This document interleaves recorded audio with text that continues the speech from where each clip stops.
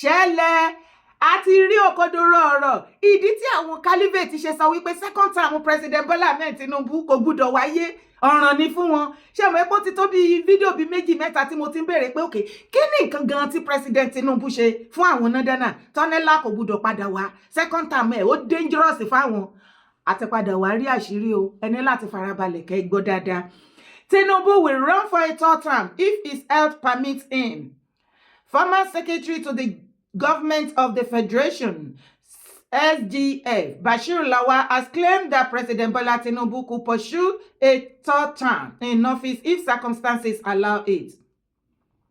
Reacting to questions if President Tinubu may attempt to extend his tenure beyond the constitutionally allowed 2 terms, the former SGF said he believed such a move could happen if the opportunity presents itself. But Tinubu will go third term. If God gives him the long life to do it, he will. What will stop him now? Blind Nigerians or a pliant National Assembly of crook? Hey, former SDF, whoa! Ó ní kò sí nǹkan tó lè dá kó tẹ̀ wá ṣe second term mọ́ báyìí sìn. Àṣé kò ṣe ìjà second term ní àwọn caliphate àwọn nọ́dẹ́nà prevent ìsìn tí wọ́n ń jà. Àṣé wọ́n ti rí wípé Tinubu gan ti ṣe second term wọ́n fẹ́. Third term kó má continue. Òun ni wọ́n ń gbógun tí wọ́n ń ṣe oríṣiríṣi. Mẹ́hàn. Ǹjẹ́ o ti wà wí ẹ̀ nípa àwọn Fulanization agenda? Ọ̀tọ̀ ni Islamization agenda. Ọ̀tọ̀ ni Fulanization agenda. Tẹ̀lé mi kó wá gbọ́ agenda wọn. Christians in Eastern region will be oppressed on our battle. Through tactic, hunger, corruption, trials among them will clear the way for us. Our achievements are penetrating the region by laying pipelines and coastal roads. We are building to move our crude oil to west and north before we launch heavy final invasion at the eastern region. Since link roads are constructed and open rounds the eastern region, Biafra will be forgotten. Without ship or navy power, they would be surrounded by land. All their dirty politicians who cares only for money and for position and ministerial appointments, governors and all that, contracts will give to them and the bribes they want to take over the region. Now, allegedly, this is the message that the Sultan was having with emirs, and the agenda is very strategic and very much in place, working, consciously and, looking at what is going on with the security issue. You can tell that there is more to this than beneath the eyes. This is a message that I want to send to Tinubu. Tinubu, our people are suffering. These are Hausa people. All these people, there is no single Fulani among these people. No single Fulani here. But they are telling you that all the people who are affected by these Fulani atrocities are all Fulani. They are saying that they are lying to you that Fulani are killing Fulani. It is lie. It is Hausa genotype that is going on in Nigeria. Hausa people have been taken away from their villages. All their villages. This is a small town, but there are over 60 villages that are camping here as internally displaced people. No government help that is coming out from anywhere. Government is not helping them. Government about Timokonku. Then Allah chicken nang akwai populatani. Is there any Fulani man here? No. There is no Fulani man. So why are you telling us that it is Fulani that are killing Fulani? Yes, you see? They are lying. All the governors in Sokoto State, for instance, the people who were attacked were Fulani. In Zamfara State, for instance, the people who were also attacked. Just a moment. The people who were attacked were also Fulanis. In Kebbi State, where we also understand that there is a vibrant farmer Fulani population, they have also suffered some violence from this so-called herdsmen. So, can we really say it's about an ethnic group, or is it something that we're yet to really put a finger on? They are lying. All the governors, any visitor come from president to go and visit any state, they will show Fulani cultural attires. which meaning that the place, the northern Nigeria is a Fulani country. Well, it is a lie. Yes. There is no single Fulani that is affected by this Fulani atrocity. All the unaliving of our people is done by Fulanis, and it is affecting only Hausa people. No single Fulani man that is here. Babu popularity ni ana. Buke cewa to Fulani ne suke kashe Fulani. Ƙarya ne. Ya haka mu Hausawa. Àṣírí meeting tí Sultan of Sokoto tán ni ó ṣe pẹ̀lú àwọn jihadis, àwọn Fulani imam sheik nkankan, òun ló ń jáde tó tẹ̀lé fídíò yẹn jáde tán sọ yẹn. Tó bá wá nírọ́ ni wọ́n list sí dáadáa, wọ́n ní northern part of Nigeria.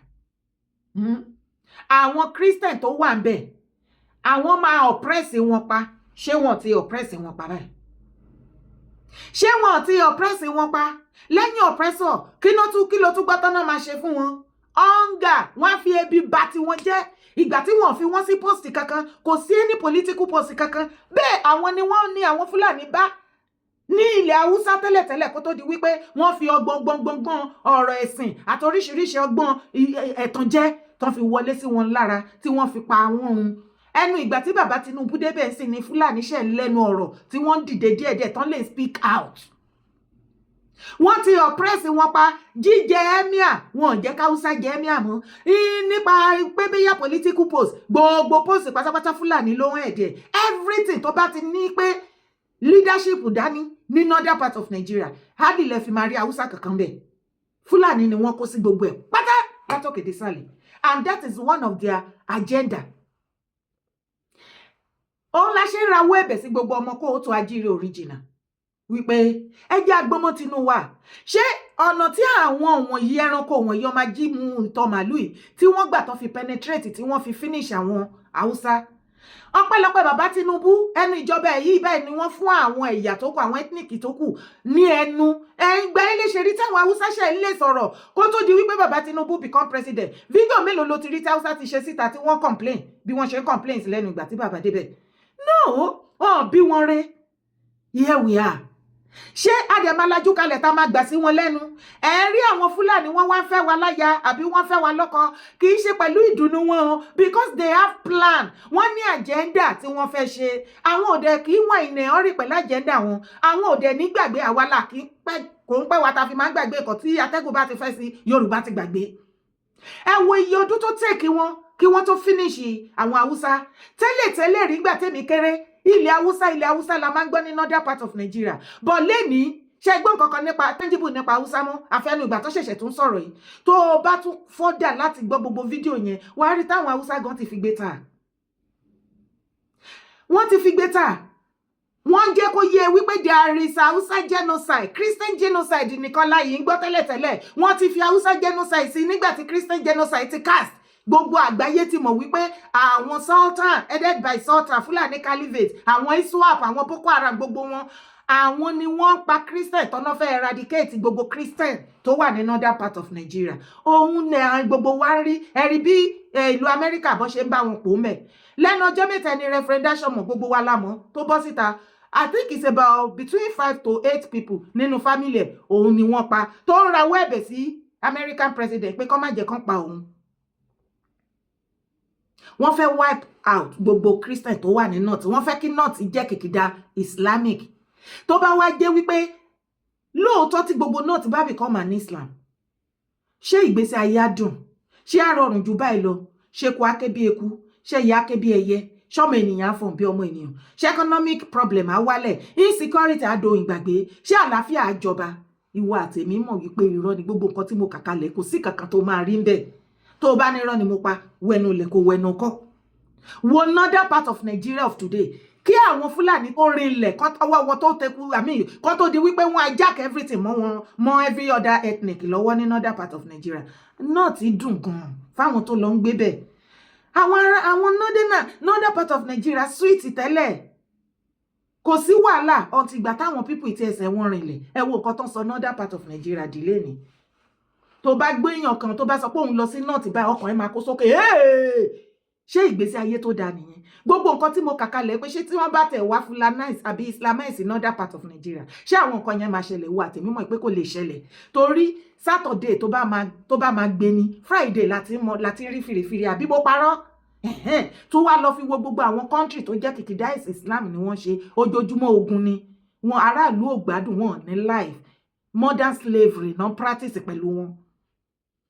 Ọgbọgbọ́n yẹn tó fi kọ́ńkà àwọn Haúsá, òun ni wọ́n fi ń penetrate wọ àárín àwọn ọmọ Yorùbá.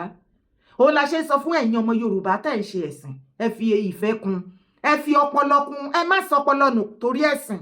Ẹ̀sìn téèyàn bá ti ń sìn tó bá ti ń sọ ọpọlọ nù, ó mọ nǹkan tó ń ṣe mọ́. Ṣẹ́rú ni yín ni? Are you a slave? No, no. Wọ́n ti stop owó ẹrú, ìran bàbá ńlá bàbá tèmi, wọ́n à ń ṣẹ́rú. Ṣó ti rí gbogbo plan wọn? Ìwọ àtẹ̀mí mọ̀ pé kò ṣe bẹ̀ nìkan là ń lọ. Sì tẹ̀lé mi kó wá bá mi dúró, kó bá mi gbọ́ ọ̀rọ̀ yìí, torí mo ní àwọn question tí mo fẹ́ béèrè tẹ́ máa bá mi dáhùn níbi comment section. God bless you. Ìwé ìròyìn kan máa ń bèèrè gbà ṣé mi ìdí fẹ́ sọ ààrẹ yẹn di sẹrimóní ààrẹ mú ní ha. Ọjọ́ tààrẹ ò bá lọ sógun, fàájì ló máa ń dúnlé ààrẹ every time. Ẹ lọ gbọ́ ìtàn àwọn ààrẹ ọ̀nà kakanfò. Ọjọ́ tí ò bá lọ sógun, o ò lè bá ààrẹ ńlé kó jókòó sórí ìtẹ́ ẹ̀, o máa rí àlárì òfì ìsányán lára ẹ̀ tó máa wọ̀. Ojoojúmọ́ yẹn wọ́n dẹ̀ máa fi lé kọtí, wọ́n máa fọ̀nà rókà. Ṣùgbọ́n tọ́jú ogun bá dé, wọ́n á change àlárì, wọ́n á change òfì, wọ́n á wá wọ gbérí, wọ́n á wọ aṣọ agbára, wọ́n á mọ̀ra ogun. Àwọn tó dẹ̀ kù tó ń fi ìpínlẹ̀ sílé ìbí gbọ́dọ̀ pa wọ́n, ẹ máa dáná fún wa o. Àwa lọ sógun bí ọ̀rọ̀ jagunjagun ṣe rè. So ìran jagunjagun máa ń ní àyè fún pleasure time. Ìwọ́n tó dẹ̀ pé ẹni jagunjagun, àwọn ọ̀tọ̀kùnrin bá invite ẹ níjọ́ tó ń ṣe nǹkan rí, bóyá wọ́n ṣe birthday ni àbọ̀ ń ṣe wedding ọmọ wọn ni, tó lọ attend ẹ̀ ọjọ́ tó bá fẹ́ jagun ta ló máa support ẹ. Ó gbọ́dọ̀ grace occasion wọn. Tó o bá lọ grace ẹ, ó ò ní léèyàn lára, èèyàn lẹ́yìn fi ń ṣe aṣọ ara. Èèyàn kò sẹ́nìkan tó ń dá jagun láyé, ẹlòmíì wà ọpọlọ ló máa fi support ẹ, ẹlòmíì wà contact ló máa fi support ẹ, ẹlòmíì wà spiritual ló máa fi support ẹ, ẹlòmíì wà media power tó ní ló máa fi support ẹ, ẹlòmíì wà ọgbọ́n àti ète ló máa fi ẹnu ọgbọ́n yìí àyà àgbájọwọ́ la fi ń sọ̀yà. Ọjọ́ tó wá ń ṣe wẹ́ẹ̀dì ọmọ ẹ̀, ó wá yìí báyìí lórí ilé Ààrẹ Ọ̀nà Kakanfò, ọ̀hán ló jókòó lé pé torí jagunjagun ẹ̀ òun lọ pàtì. Ọjọ́ tí wọ́n bá fẹ́ ṣe nǹkan rí ilé ayé ẹ̀ta ló máa wá grace wọ́n sì bá àbá lọ síta àwọn kan. Báwo làwọn kan ṣe máa wá sí tiwa? So ara àwọn òmùgọ̀ fún ẹni tí ò ní òye wọn àtọ́ pé torí pé èèyàn ti jẹ́ jagunjagun kò gbọdọ̀ attend the social program. Torí wọn náà, social life is part of any human being. Àmọ́ wá ṣe nǹkan o, àbí kí lè ní kí n sọ ẹ̀yìn èèyàn mi mẹ́hàn. Àbí ààrẹ ò mọ story tó ń sọ ni? Àbí ààrẹ ẹjọ́ sáré máa mọtí? Àbí ààrẹ ti ta mọ́dẹ̀ ṣe máa ń gbàdúrà yẹn, mi rò pé omi ló wà ń bẹ̀ ni, ó lè jẹ́ sí máṣínáàpù ni. Ìjọ tí ààrẹ ṣe fídíò yìí, ó dẹ̀ pa ààrẹ ti ta nǹkan sọ́pọ̀lọ́, wọ́n ti ta nǹkan sẹ́nu, ó ti ń ṣe bákanbàkan, ojú yẹn ti ń blọ̀. Tí ọ̀bẹ wá jẹ́ bẹ́ẹ̀, àbẹ́yìn ò gbọ́ ọ̀rọ̀ lẹ́nu ààrẹ ni. Okay, kàmá ẹ̀ tí ìròjọ́ jù. Ẹjọ́ ẹ̀yin olólùfẹ́ mi gbogbo ọmọ kóòtù ajíire, ọmọ Yorùbá original, níbi comment section bá mi kọ síbẹ̀. Gẹ́gẹ́ bí ààrẹ ṣe ṣe àlàyé bíi wípé àwọn Ààrẹ Ọ̀nà Kakanfò àná jagunjagun ní tí wọ́n bá ti lọ sójú ogun kọ́ lọ jagun, wọ́n máa ń ṣe fàájì wẹ̀lẹ́ ìkòrújú. Tí wọn ò bá ti lọ sójú ogun, ẹ bá mi fi àmì sísàlẹ̀ underline, tí wọn ò bá ti lọ sójú ogun lọ defend ìlú wọn, ààrẹ máa ń ṣe gbogbo ayé. In fact nínú kọ́pàǹdì ààrẹ wọ́n máa ń sè, wọ́n máa ń sọ 24/7 ni. Wọ́n lọ sójú ogun, wọ́n lọ sójú ogun, wọ́n máa ń sè, wọ́n máa ń sọ. Ìlú máa ń ró pọnlápọn lábẹ́ ní jó ní oríṣiríṣi ayẹyẹ. Ààrẹ máa ń ṣe fàájì, gbogbo wa la mọ̀. Ṣùgbọ́n ìwọ náà ti parí ẹ̀. Abdulganiyi Ige Adams, Ọlọ́run mẹ́ta lọ́kan. Abdulganiyi Mùsùlùmí, Ige ìyẹn ti Yorùbá.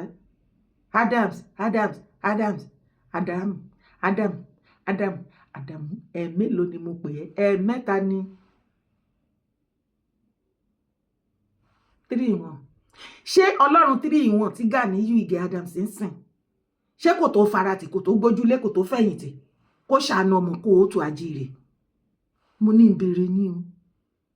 Nígbà tí Ààrẹ Gani Adams wá bẹ̀rẹ̀ story sí ẹni tí Ààrẹ Ọ̀nà Kakanfò bá lọ sójú ogun ni o. Ẹ jọ̀ọ́ ẹ bá mi kọ síbi comment section. Ogun wo ni ààrẹ ti jà? Ogun wo ni Gani Adams tó ti jà tó fi àyà rọ́ báyìí fún ìran kóòtù àjíire ìran ọmọ Yorùbá? Tí ó ṣe wípé ní ìgbà OPC torí ìgbà tó ti jẹ́ Ààrẹ Ọ̀nà Kakanfò kò tí ì ṣe pẹ́m àbó ti ṣe nǹkan ní mi ò gbọ́ tó o bá mọ̀ jọ jẹ́ mọ́ àtìgbà tó ti jẹ́ oyè ààrẹ kò tí ì sí nǹkan. Ok, mo mọ ẹyọ kan ó jagun kan ẹ má jà parọ́ òótọ́ ni òótọ́ lèmi like ẹ jẹ́ àsòótọ́ níbi tá a bá dé. Gani ja ogun kan láti ìgbà tí Aláàfin Adéyẹmí àná tó ti fi jẹ Ààrẹ Ọ̀nà Kakanfò.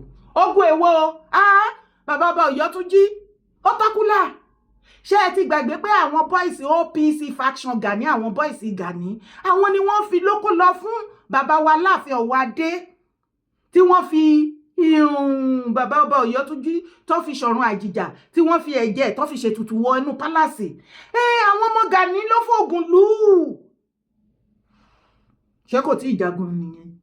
Bó ti yẹ pé bàbá tó fi jẹ oyè ààrẹ títí tí bàbá yẹn fi wàjà ẹṣígun lórin tá à ń gbọ́ lẹ́nu ẹ̀. Ṣùgbọ́n nísìn orí ti yí ìlú ti change. Lẹ́yìn bàbá ọba Ọ̀yọ́túnjí tó ti nọlẹ̀ bẹ́ẹ̀ yẹn tó ti pa. Ogun wo ló tún rí tí Gani Adams ogun ara ẹ̀ ní o ó sì jà fún Aláàfin Ọ̀wádé náà kì í ṣe pé ó jà on our behalf. So ogun wo gangan bá mi kó síbi comment section. Ogun wo ni Gani ti jà tó wá fẹ́ tó ń ṣe patí káàkiri tó ń fi ra ẹ̀ compare àwọn Ààrẹ Ọ̀nà Kakanfò àná pé tí wọ́n bá ti lọ sójú ogun fàájì náà máa ṣe. Ṣé kì í ṣe àtijọ́ tó ti jẹ́ Ààrẹ Ọ̀nà Kakanfò agbádá lakọ̀rí tó ń dà kiri ilẹ̀ kì í ṣe ọ̀pálarí lọ́wọ́ ẹ̀ tó fẹ́ máa compete pẹ̀lú bàbá wa Ọ̀nìrìṣà kì í ṣe patí láti rí ni. Nígbà tó wá bẹ̀rẹ̀ ẹjọ́ nísìn àwọn kan wọ́n máa ń dágbára jọ wọ́n á dọ́pọlọ jọ wọ́n á dá kinní kan fìtìnà tì jọ ìjọ tó bá ń ṣègbéyàwó àbí bẹ́ẹ̀dì àbí ìṣílé tí ò bá wá lọ kò kinní kan kò sẹ́ni tó bẹ̀rẹ̀ gbogbo ìyẹn láti ìjọ tó ti jẹ ààrẹ Abdulgani Adams títí dìsín kò tí ì sí nǹkan kan tó fi oyè yẹn tó fi ṣe fún ìran Yorùbá tó fi ẹ́ joyè yẹn. Orí àpèrè Aláàfin tó fi ẹ́ joyè yẹn ló kó àwọn boys kí wọ́n lọ fi ẹ̀jẹ̀ bàbá ọba Ọ̀yọ́túnjí kí wọ́n fi ṣòtútù kí bàbá Aláàfin Ọ̀wádé lè jókòó. Ìyẹn nìkan la rí tó jà fún orí àpèrè yẹn. Lẹ́yìn yẹn kò sí kankan tá a rí tó ṣe. Ókè ìwọ tó lọ sójú ogun tá a fàáfàá tó ti rí mọ́lẹ̀ bí igi tí òjò ti pa tán ṣáná sí tó ń kú pi. Níwọ̀ tá à ń fà bá ti ń fẹ́ bí bẹ́ẹ̀ ló ń fi rìvásì gẹ́ ló ń sá kiri ló ń sá wọnú ihò ló ń sá pamọ́. Ogun wo ló jà tó wá jẹ́ wípé gbogbo ìgbà gbogbo ọjọ́ gbogbo àsìkò pátí ni bó ti ń ṣọdún eku ló ń ṣọdún ẹyẹ bó ti ń ṣọdún ayán ló ń ṣọdún èèrà bó ti ń ṣọdún yàmùyàmù ẹ̀fọn bẹ́ẹ̀ ló ń ṣọdún igi mi ìmọ̀dún ọdún òkúta ọdún kí ló kù tó wà láyé tí Gani ò tí ì ṣe mi ò mọ̀ lẹ́yìn ọdún ṣíṣe tí Gani ṣe kí ló tún kù kò sí wàhálà ṣebí olóòmẹjọ rò ni ọ̀bọ ni yóò para ẹ ọ̀bọ ni yóò para ẹ o ẹ wá wo ọ̀bọ ẹ wá sọ fọ́bọ pọ̀bọ ni yóò pa pọ̀bọ ni yóò para ẹ wá sọ fọ́bọ ẹ wá sọ fọ́bọ pọ̀bọ ni yóò para ẹ mi ò pè yín lọ́bọ̀ òwe ọ̀rọ̀ ni mo fi pa ibẹ̀ ni kọ́kọ́ la tún yìí lọ tẹ̀lé. Change have changed a lot. I have an idea what is happening in the north, and nobody can drive that process today in Nigeria that I'm seeing in the politics better than me. I will work with them and I'll ensure that that unity, that security, that prosperity they desire, I will unleash, I will commence it. And I'll show it. Shall I will work closely with people in the north. I have an idea of what is happening in the north. I have an idea that is going to have massive poverty that needs to be dealt. I have an idea to deal with the issue of education and health properly, not easily, and I'll deal with it decisively. There are few of us left running. One says he is Atiku. How many times has he been running?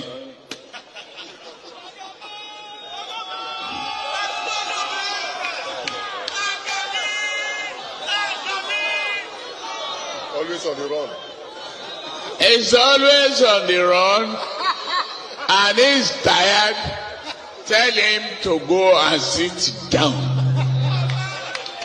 Enough is enough.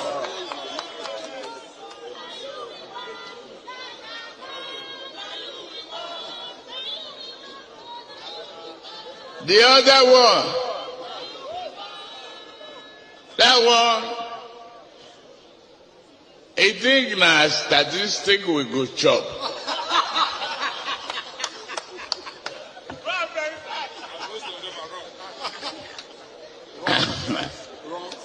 A lie with arithmetic that never, no Indian can solve it.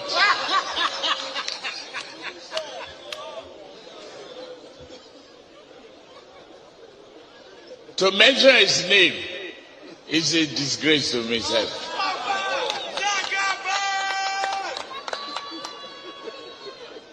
I won't mention the name.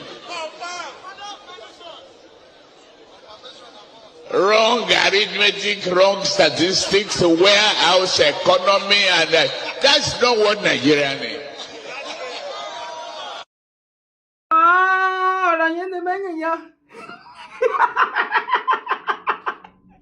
Bàbá Tinubu pbat ẹ wo bó ṣe bujú Àtíkù àti Peter Obi mehan mo nǹkan tí mo rí lára bàbá Tinubu pé bàbá ò kì í fi bẹ́ẹ̀ sọ̀rọ̀ bóyá kan tó bá máa sọ̀rọ̀ bẹ́ẹ̀ ògúlùtù ni ọ̀rọ̀ burúkú ń bẹ lẹ́nu nígboro ẹnu bàbá ò wà láì ọmọ ọkọ ni yín sà kò tí ẹ ṣe ti ilé ìtọ́sọ fún Peter Obi arithmetic mathematics tí ó add up ṣó máa ń wo interview Obi Mr. Peter Obi tó lóun fẹ́ lọ build the north Peter Obi fẹ́ fi ilẹ̀ Yíbò lẹ̀ ó fẹ́ lọ build the north wàhálà ti wà ó dẹ̀ ṣe gómìnà for good 8 years ní Anambra but today after Mr. Peter Obi governed Anambra for good 8 years as a governor, they asked them, did you build any school for your people in Anambra? He said, no, but I cut the grass.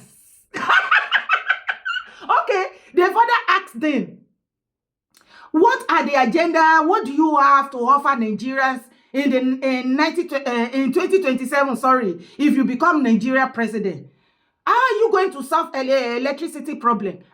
Before he said he has a plan. He's not going to leak it out. But now he said, no, 4 years is never enough for him to give Nigeria 24/7 electricity. Hey, so far so good.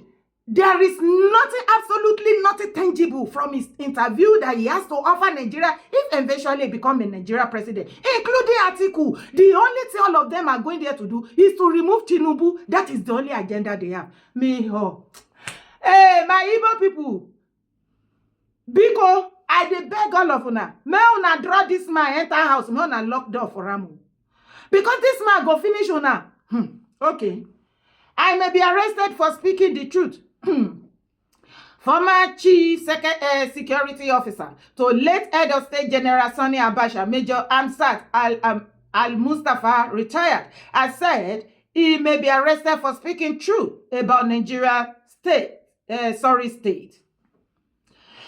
child is street to elite. No state of Nigeria is in sorry state. State of North is totally hopeless. Speaking truth is meant to patriot. People who praises sing leaders in power are decent, he said. This system is rotten. They don't care about their future. Those in leadership position don't even understand what leadership is all about, he added. Islam Northern governor for shunning lectures from sacrifice to strategy. This alone ought to make all governors in North be there as early as 8 a.m. They don't have thinking. They don't have sacrifices. They don't understand. They also have no strategy. Al-Mustafa nígbà ayé Abacha ó ló ń sọ̀rọ̀ yìí o ipe North is hopeless. North it is scatter. Kò sí nǹkan kan, nothing is functioning in the northern part of Nigeria. Ó ti become a dead zone. The only thing tá ń gbọ́ láti North is terrorists, jihadists. jihadists, terrorists, jihadists, Boko. ISWAP, ISIS, Lakurawa, Semama, Wulo, and so on. That is the only thing they are producing from the northern part of Nigeria. In Koti, Mr. Peter Obi fẹ́ lọ túnṣe nìyẹn. So, Sultan now, the head of North, because according to the Fulanization agenda, we heard it that every Nigerian Britico has supported them by doing what? By giving them the power and the whole Nigeria under their care. So, ṣé nítorí eléyìí ni Obi lòun fẹ́ lọ tún North ṣe ni torí mi ò mọ̀ bóyá Sultan máa gbà kí Obi kó tún North ṣe. Obi ò tí ì rílẹ̀ Yíbò ṣe North ẹ bá mi bèrè báwo okay ẹ tiẹ̀ jẹ́ ká gbé Obi báyìí ká gbé Sheikh Gumi báyìí ṣé Obi lè fèsì Sheikh Ahmad Gumi talk less of any other person in the northern part of Nigeria. Ṣé ti réyàn tẹ́ fẹ́ dìbò fún tó lóun lè ṣe ju Tinubu gbogbo nǹkan tí bàbá Tinubu ṣe pátápátá kò sí kankan tó lè rí sọ bẹ́ẹ̀ pé òun náà máa emulate òun máa ṣe jù bẹ́ẹ̀ lọ èyí tó gùdù tí bàbá ṣe ó condemn ẹ̀.